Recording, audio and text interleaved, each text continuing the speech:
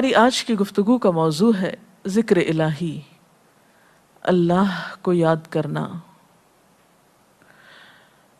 اللہ تعالیٰ کو یاد کرنا خوبصورت ترین کاموں میں سے ایک کام ہے، بہترین عبادات میں سے ایک عبادت ہے۔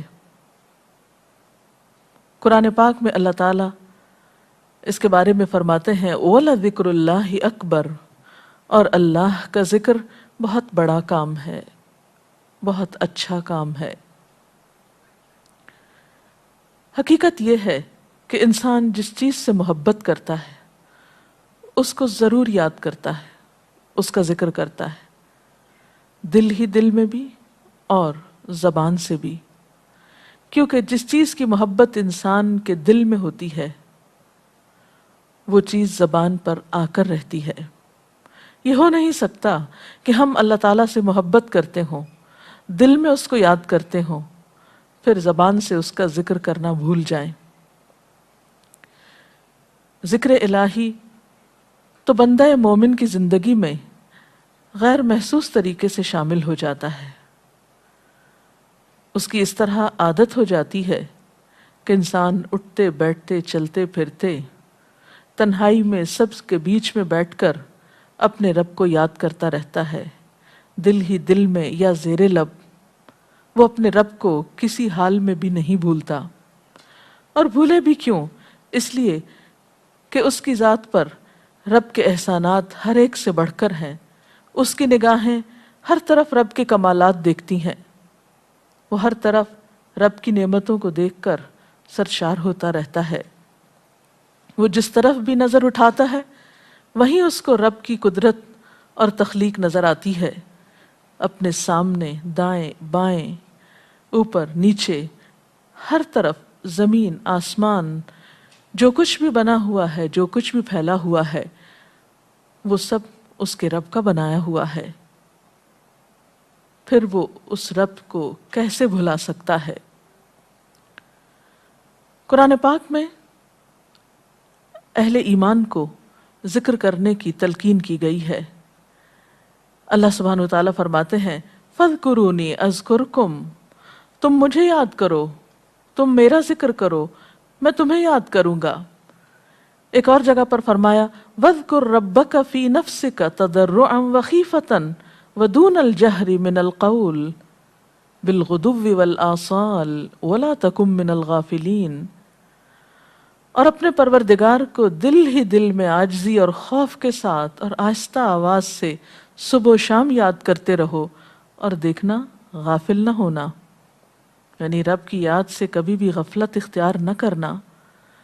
ایک اور جگہ پر فرمایا وَاذْكُرُوا اللَّهَ كَثِيرًا لَعَلَّكُمْ تُفْلِحُونَ، اور اللہ کا ذکر کرو کثرت کے ساتھ، بہت زیادہ۔ کیوں؟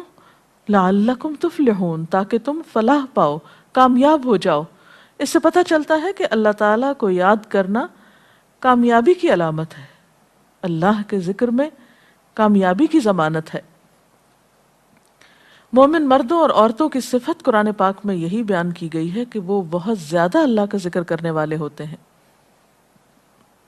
سورۃ الاحزاب میں آتا ہے وَالذَّاكِرِينَ اللَّهَ كَثِيرًا وَالذَّاكِرَاتِ، اور اللہ کا ذکر کرنے والے مرد اور اللہ کا ذکر کرنے والی عورتیں جو کثرت سے اللہ کا ذکر کرتی ہیں۔ کثیراً اعد اللہ لہم مغفرۃ واجرا عظیما، اللہ نے ان کے لیے بخشش اور بہت بڑے اجر کا وعدہ کر رکھا ہے۔ اور پھر یہ کہ ذکر کرنے کے لیے کوئی خاص وقت مقرر نہیں، انسان ہر حال میں ذکر کر سکتا ہے، ہر وقت میں ذکر کر سکتا ہے۔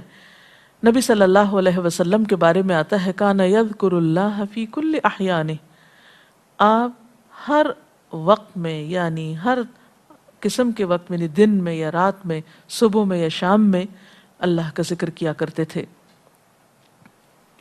حدیث پاک میں آتا ہے، حضرت ابو موسیٰ اشعری سے روایت ہے مثل الذی یذکر ربہ والذی لا یذکرہ مثل الحی والمیت، رواہ البخاری۔ آپ صلی اللہ علیہ وسلم نے فرمایا اس شخص کی مثال جو اپنے رب کا ذکر کرتا ہے زندہ انسان کی طرح ہے، اور اس کی مثال جو اپنے رب کا ذکر نہیں کرتا مردہ شخص کی طرح ہے۔ گویا ذکر کرنے والا اور نہ کرنے والا ان دونوں کے درمیان اتنا ہی فرق ہے جتنا ایک زندہ اور مردہ انسان میں فرق ہوتا ہے. اور یہ فرق کتنا بڑا ہے. یعنی انسان تو وہی ہوتا ہے، لیکن زندہ انسان میں اور مردہ انسان میں زندگی اور موت کا فرق ہے. بالکل اسی طرح جو شخص اپنے رب کو یاد کرتا ہے، اس کا ذکر کرتا ہے، اس کے اندر ایک زندگی ہے، اس کے اندر ایک خاص خوشی ہوتی، اطمینان ہوتا ہے. اور وہ جو نہیں کرتا اس کا دل مردہ ہوتا ہے، اس کے اندر زندگی کی کوئی امنگ نہیں ہوتی. ایک اور حدیث میں آتا ہے، نبی صلی اللہ علیہ وسلم نے فرمایا، اللہ تعالیٰ فرماتا ہے میں اپنے بندے کے خیال کے مطابق ہوتا ہوں یا خیال کے ساتھ ہوتا ہوں. جو خیال وہ میرے بارے میں رکھتا ہے میں اسی کے مطابق اس کے ساتھ معاملہ کرتا ہوں، اور میں اس کے ساتھ ہوتا ہوں جب وہ مجھے یاد کرتا ہے. گویا ذکر کرنے والے اللہ کی مدد کے مستحق ہوتے ہیں، یعنی اللہ ایسے بندوں کے ساتھ ہوتا ہے جو ذکر کرتے رہتے ہیں.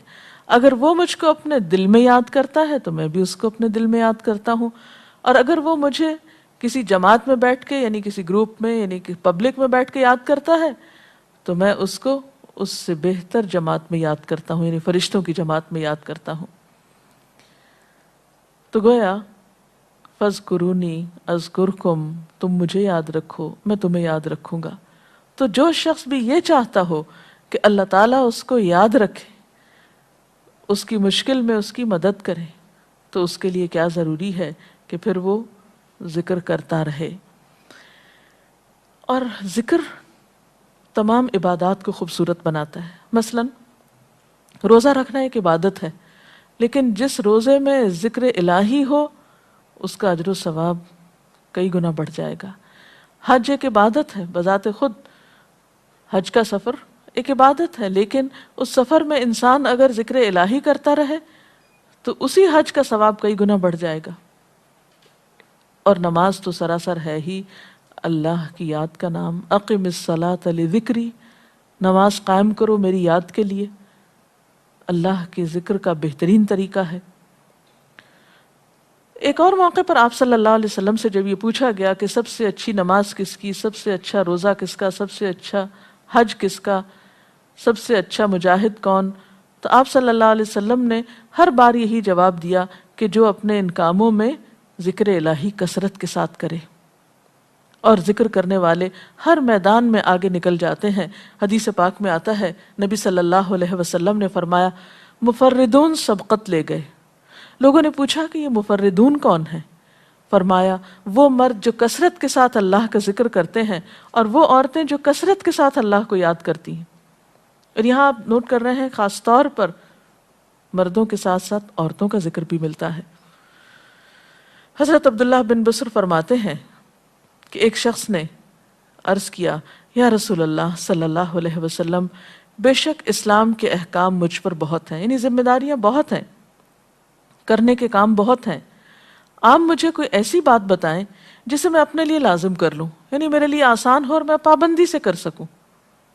تو آپ صلی اللہ علیہ وسلم نے فرمایا لا یزال لسانک رطبا من ذکر اللہ، کہ ایک چیز پابندی سے پکڑ لو، اور وہ کیا کہ تیری زبان ہمیشہ اللہ کے ذکر سے تر رہے، ہر دم اللہ کو یاد کرتے رہو.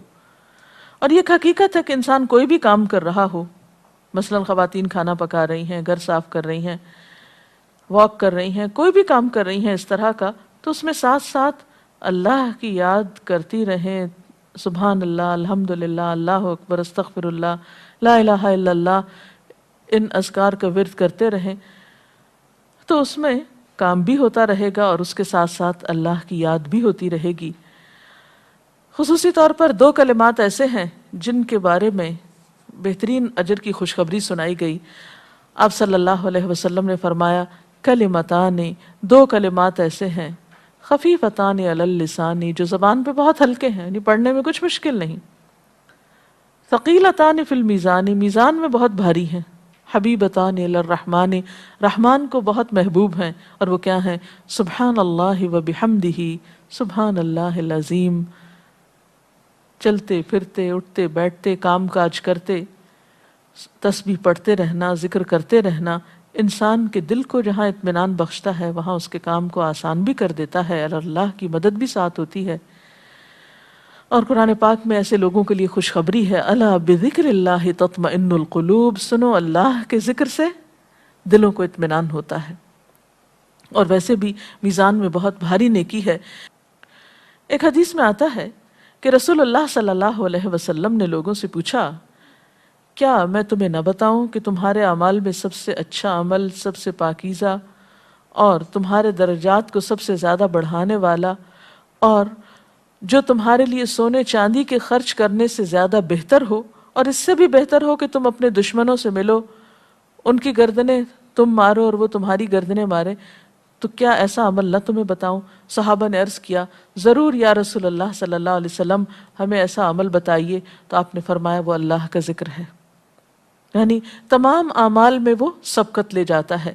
اسی طرح ایک اور حدیث میں ہے، رسول اللہ صلی اللہ علیہ وسلم نے فرمایا کہ جب بھی کچھ لوگ بیٹھتے ہیں اور وہ اللہ کا ذکر کرتے ہیں، یعنی کسی مجلس میں اکٹھے ہو کر بیٹھتے ہیں، تو اللہ کی رحمت ان کو ڈھانپ لیتی ہے، ان پر سکینت نازل ہوتی ہے، اللہ تعالیٰ ان کا اپنے ہاں ذکر کرتے ہیں۔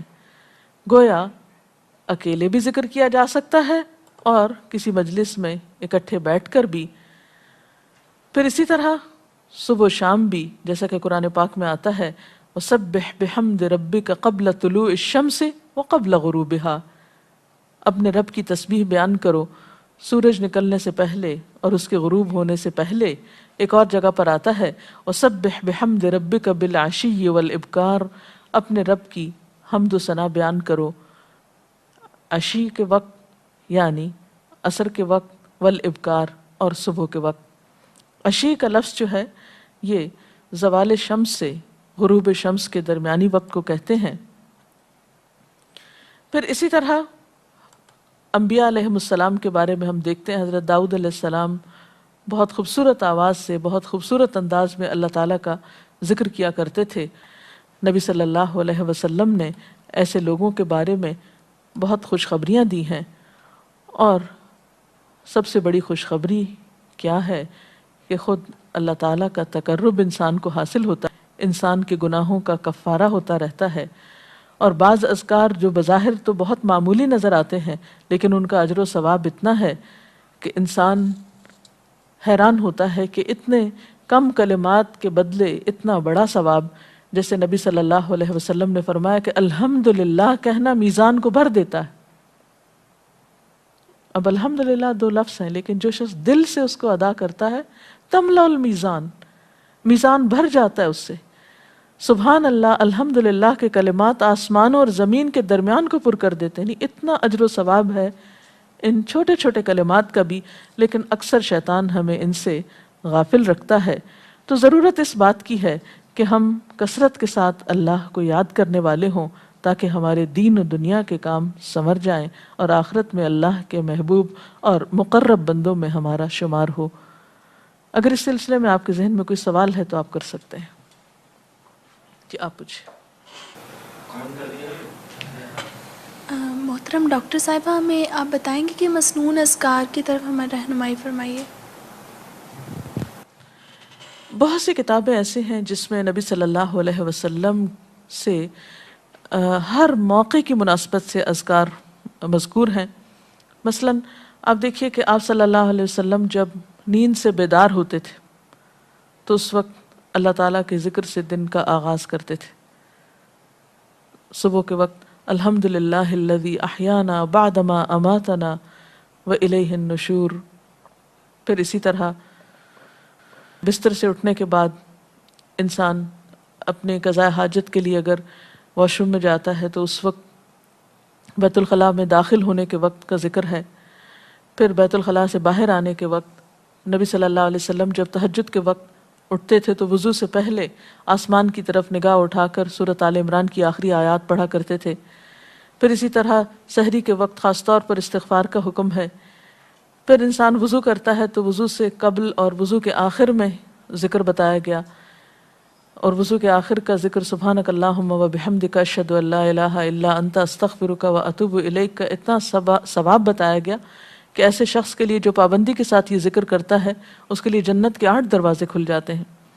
پھر اسی طرح جب انسان گھر سے نکلتا ہے، مسجد کی طرف جاتا ہے، مرد حضرات، تو گھر سے نکلنے کے وقت کی دعا ہے، پھر اسی طرح راستے میں پڑھنے کی، پھر مسجد میں داخل ہونے کی، پھر مسجد کے اندر، پھر مسجد سے باہر نکلتے وقت، پھر دوبارہ گھر آتے ہوئے بازار سے اگر گزرتا ہے تو اس وقت کا ذکر ہے، پھر گھر میں داخل ہونے کا ذکر ہے، پھر اگر کچھ کھا رہا ہے انسان تو بسم اللہ پڑھ کر کھانے کا آغاز کرتا ہے اور الحمدللہ کے ساتھ پھر اختتام کرتا ہے، پھر اسی طرح چھینک آنے پر ذکر ہے، پھر مرغا اگر آذان دیتا ہے تو اس وقت کا ذکر ہے، پھر مؤذن کی آذان سن کر انسان اس کو جواب دیتا ہے، اس کے بعد کا پھر ذکر ہے، پھر اسی طرح انسان کسی کے ساتھ جب معاملہ کرتا ہے، کہیں وعدہ کر رہا ہے تو اللہ کو یاد کرتا ہے انشاءاللہ کہہ کے، پھر اسی طرح کوئی اچھی چیز دیکھتا ہے ماشاءاللہ کہتا ہے، کہیں استغفر اللہ کہتا ہے۔ تو بندہ مومن کی زندگی کا کوئی مقام اور کوئی موقع ایسا نہیں جس کے بارے میں نبی صلی اللہ علیہ وسلم نے کوئی نہ کوئی خوبصورت انداز کا ذکر نہ سکھایا ہو۔ حتیٰ کہ انسان شام ہوتی ہے تو پھر صبح و شام کے اذکار ہیں، پھر اسی طرح ہر نماز کے بعد کے اذکار ہیں، تسبیحات ہیں، پھر بستر میں جاتے وقت کی دعا ہے، پھر اسی طرح اگر آپ کسی بیمار کی عیادت کرنے کے لیے گئے ہیں تو اس وقت کی دعا ہے، اگر کوئی بیمار ہو جاتا ہے تو اس کے اوپر پڑھی جانے والی دعائیں ہیں۔ یعنی کوئی بھی زندگی کا گوشہ ایسا نہیں جس میں ذکر الہی کی طرف ہمیں متوجہ نہ کیا گیا ہو۔ اور حقیقت یہ ہے کہ انسان جب اس دنیا سے رخصت ہوتا ہے اور اگر لا الہ الا اللہ پر اس کی موت آتی ہے تو انشاءاللہ اس کے لیے بشارت ہے جنت میں جانے کی، لیکن یہ اسی وقت ہو سکتا ہے جب ہم اپنے عام حالات میں ذکر کے عادی ہوں۔ یہ نہیں ہو سکتا کہ عام طور پر ہم غافل رہیں اور اچانک موت کے وقت ہمیں یاد آ جائے۔ اور بات یہ ہے کہ جس خیر پر انسان دنیا سے رخصت ہوتا ہے اسی پر پھر قیامت کے دن اٹھایا جائے گا، اس لیے ذکر کو اپنی عادت میں شامل کر لینا چاہیے۔ جی آپ پوچھیے۔ ذکر اور دعا میں کیا فرق ہے؟ کیا دعا بھی ذکر میں شامل ہے یا ذکر اور دعا دو مختلف چیزیں ہیں؟ ذکر اور دعا دونوں ایک ہی چیزیں ہیں۔ ذکر کا مطلب ہے اللہ کو یاد کرنا۔ بعض اوقات انسان صرف دل میں یاد کرتا ہے، زبان سے نہیں بھی دہراتا تو وہ بھی ذکر شمار ہوتا ہے۔ بعض اوقات انسان کوئی مسنون کلمات کہتا ہے، بعض اوقات اللہ تعالیٰ کی تعریف اپنی زبان میں بیان کرنا، یہ بھی ایک طرح سے ذکر کرنا ہوتا ہے۔ اور دعا میں خاص طور پر کسی چیز کا مطالبہ کیا جاتا ہے، یہ کچھ مانگا جاتا ہے اللہ تعالیٰ سے۔ یعنی ہر دعا ذکر ہے لیکن ہر ذکر دعا نہیں ہوتی۔ ذکر کی کئی قسمیں ہیں جن میں سے ایک دعا بھی ہے۔ جی آپ پوچھیں۔ کیا ذکر کے لیے ہر وقت باوضو رہنا ضروری ہے؟ ذکر کے لیے ہر وقت باوضو رہنے کی شرط نہیں ہے۔ قرآن پاک میں اللہ تعالیٰ فرماتے ہیں الذین یذکرون اللہ قیاما وقعودا وعلی جنوبہم وَيَتَفَكَّرُونَ فِي خَلْقِ السَّمَاوَاتِ وَالْأَرْضِ رَبَّنَا مَا خَلَقْتَ هَذَا بَاطِلًا سُبْحَانَكَ فَقِنَا عَذَابَ النَّارِ۔ وہ لوگ جو اللہ کو یاد کرتے رہتے ہیں کھڑے ہو کر، بیٹھ کر، لیٹ کر، اپنے پہلوؤں پر، اور کائنات میں غور و فکر کرتے رہتے ہیں، کہتے ہیں کہ پاک ہے تو اے ہمارے رب، ہمیں آگ کے عذاب سے بچا۔ تو اس سے یہ پتہ چلتا ہے کہ انسان بیٹھ کر، چلتے پھرتے اور لیٹ کر بھی اللہ کو یاد کر سکتا ہے۔ اب لیٹنے کی حالت ایسی جس میں سونا بھی شامل ہے، تو سوتے ہوئے اگر انسان ڈر جائے یا کوئی برا خواب ہے تو اس وقت بھی ذکر کرنا، مسنون ذکر موجود ہے۔ یعنی اس وقت بھی نبی صلی اللہ علیہ وسلم نے دعا مانگنے کا طریقہ بتایا کہ اب کیا پڑھو، تاکہ تم اس خواب کے خوف سے، اگر کوئی ناپسندیدہ خواب ہے تو اس سے باہر آ جاؤ۔ تو اب آپ دیکھیں کہ سو کر تو وضو باقی نہیں رہتا، اور اگر اللہ کی یاد کے ساتھ ہر وقت باوضو ہونے کی شرط ہوتی تو پھر تو شاید ہی کوئی ذکر کر سکتا ہر وقت، کیونکہ ایک مشکل کام ہے۔ وضو نماز کے لیے شرط ہے، نماز وضو کے بغیر نہیں ہوتی، لیکن ذکر آپ وضو کے بغیر کر سکتے ہیں، اور اس میں درود شریف بھی شامل ہے، آیت کریمہ بھی شامل ہے۔ ہاں افضل ہے اگر آپ کو توفیق اللہ نے دی کہ آپ وضو کے ساتھ ہیں اور وضو کے ساتھ ذکر کریں، لیکن اگر باوضو نہیں ہے تو ذکر سے آپ کو کوئی چیز روک نہیں سکتی، الا یہ کہ آپ بیت الخلاء میں ہیں، اس وقت ذکر نہیں کرنا چاہیے۔ ادروائز آپ عام روٹین کے نارمل کاموں میں اللہ تعالیٰ کو یاد کر سکتے ہیں، خواہ وضو سے ہوں یا بغیر وضو کے ہوں۔ جی آپ قرآن پاک جو ہم پڑھ رہے ہوتے ہیں تو کیا ضروری ہے کہ ہم بہت پراپرلی بیٹھ کر پڑھیں یا ہم ٹیک لگا کے یا ہم اپنے بستر پہ بھی پڑھ سکتے ہیں؟ افضل تو یہی ہے، پسندیدہ یہی ہے کہ انسان با ادب بیٹھے، لیکن اگر آپ قرآن پاک کا کچھ حصہ زبانی یاد کیے ہوئے ہیں، کچھ صورتیں ایسی آپ کو آتی ہیں اور آپ چلتے پھرتے ان کی دہرائی کرنا چاہتے ہیں تو ایسا بھی کر سکتے ہیں۔ اجتماعی ذکر کی کیا کیا صورتیں ہو سکتی ہیں؟ اجتماعی ذکر میں قرآن پاک کا پڑھنا، پڑھانا، سیکھنا، سکھانا، اس کو یاد کرنا، یہ تمام چیزیں آتی ہیں۔ اس کے ساتھ ہی آج کا پروگرام کا وقت ختم ہوتا ہے، اجازت چاہتے ہیں۔ السلام علیکم ورحمۃ اللہ وبرکاتہ۔